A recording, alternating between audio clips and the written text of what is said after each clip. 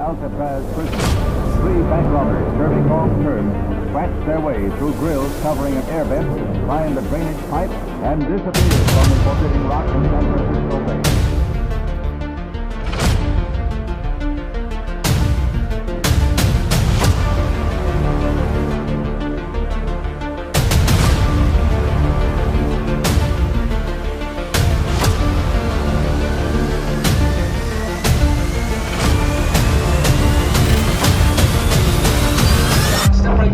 Your only mandatory stop. So if you just came off this boat, do not head up that hill quite yet. So this is going to be our way down. So we can also see all this on the way down, which is why we go to prison fast. Straight to prison, straight to prison, straight to prison. Do not pass go. Do not collect $200. Be running to jail.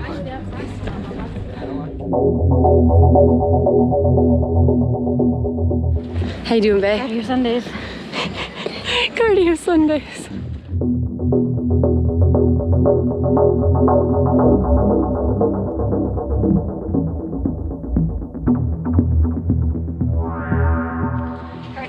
Cardio. Big boat. Big boat.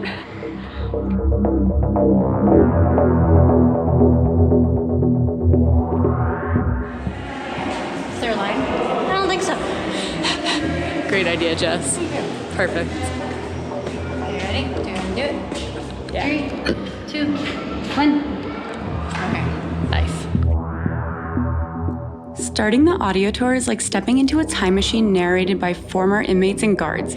As you stroll through these cold steel corridors, you can almost feel the weight of the history.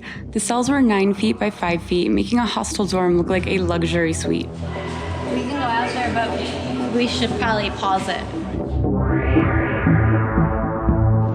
It's like Oh yeah, looks like a lot of birds.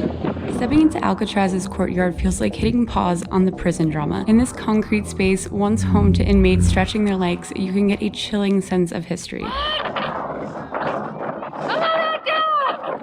I didn't want to climb the vertical stairs. But I took a picture. The wind was absolutely wild though, as you can imagine, so we headed back inside pretty quickly. We listened to more stories of inmates while checking out their cells. Then we hit up the solitary confinement cells, aka the hole. I'm talking about a pitch black room where time seems to stand still. It was just so dark. Prisoners had to get creative to pass the time. Some turned cell walls into canvases, sketching their stories. Others played hardcore card games and chess, turning their cells into high-stakes battlegrounds. Scribbling letters and memoirs became the lockdown pastime. In that concrete chaos, prisoners found a slice of escape, a monetary break from the harsh reality. It's a wild reminder that even in the most brutal spots, the human spirit finds ways to keep the vibe alive, one doodle or chess move at a time.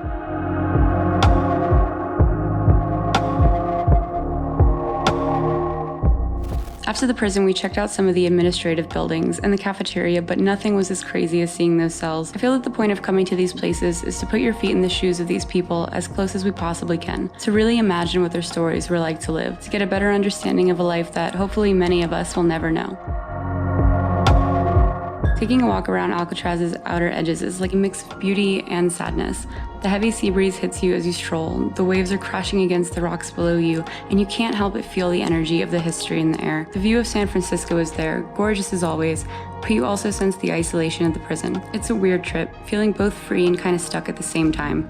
Just you, the waves, and the stories in the wind.